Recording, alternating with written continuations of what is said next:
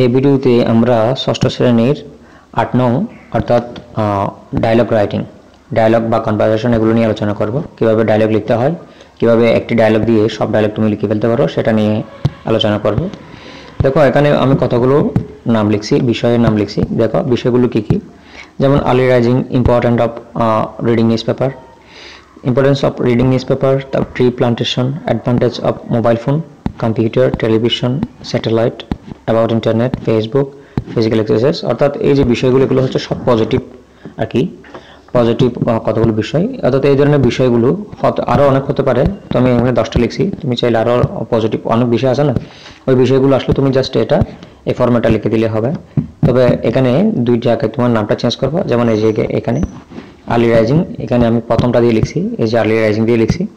তো তুমি চাইলে যে বিষয় আসুক না কেন জাস্ট আর্লি রাইজিংয়ের জায়গায় ওই বিষয়টার নাম লিখবা। আর এখানে নামগুলো চেঞ্জ হতে পারে, এই যে এখানে সাকিব রাকিব দিয়ে লিখছি, তোমাদের হয়তো অন্য নামও আসতে পারে পরীক্ষায়, ওই নাম দিয়ে তোমরা ইউজ করবা। এবং অবশ্যই এই দুই জায়গায় নামগুলো চেঞ্জ করবা, কেমন? তাহলে পুরো সেম ফরম্যাটই ঠিক থাকবে, এখান থেকে সব ফরম্যাটই কিন্তু সেম থাকবে। তো আমি একবার এটা পড়ে শোনাচ্ছি তোমাদেরকে। তো একটা কথা, আসলে এই ষষ্ঠ শ্রেণীর ইংরেজি বিষয়ের সকল টপিক্সের উপর আমি একটা পিডিএফ রেডি করছি। তো ওই পিডিএফটা যদি তোমরা পেতে চাও তাহলে অবশ্যই হোয়াটসঅ্যাপে রিকোয়েস্ট পাঠাবে, ঠিক আছে? এটা হচ্ছে আমার হোয়াটসঅ্যাপ নাম্বার, বুঝতে পারছো? তো এটা আসলে লেকচার গাইড থেকে করা হয়েছে পিডিএফটা।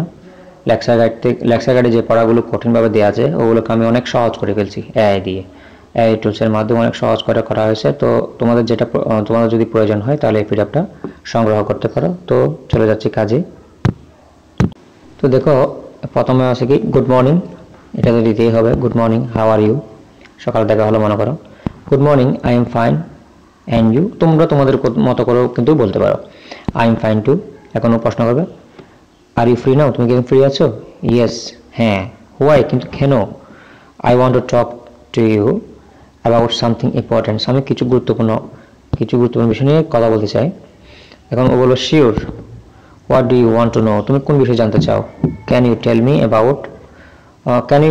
About early rising? তুমি কি আমাকে আর্লি রাইজিং সম্পর্কে বলতে পারবা? তো তুমি কি can you tell me about early rising এর জায়গায় তোমাকে বললো কি importance of reading news paper, tree plantation, ঠিক আছে? যাই বলবো না কেন এখান থেকে জাস্ট তুমি ওই আর্লি রাইজিং এর জায়গায় নামটা লিখবা, কেমন?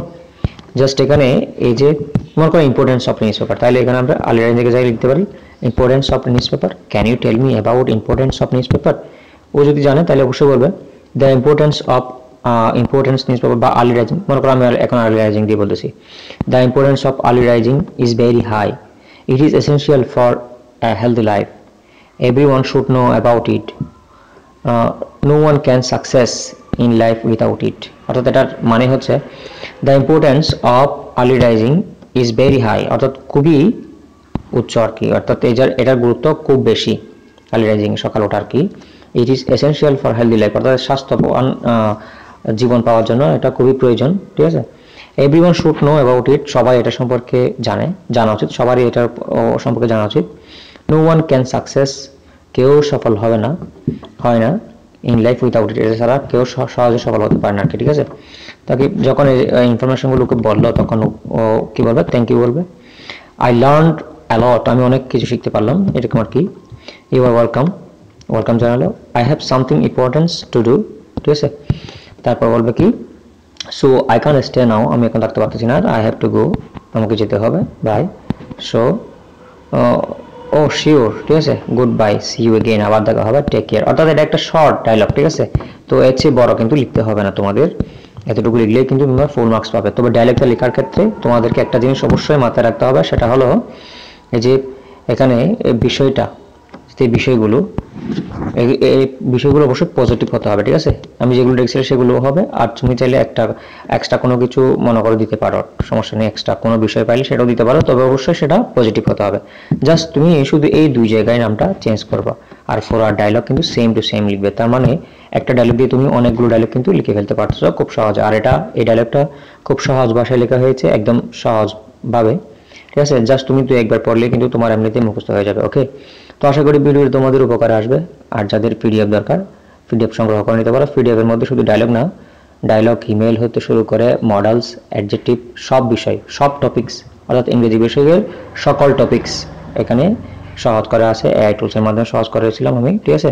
তো তোমরা চাইলে এটা সংগ্রহ করতে পারো, যেহেতু এটা এআই দিয়ে সহজ করা হয়েছে। তো তোমরা পড়লে আসলে বুঝতে পারবা এই পিডিএফের মূল মানে গুরুত্বটা কতটুকু।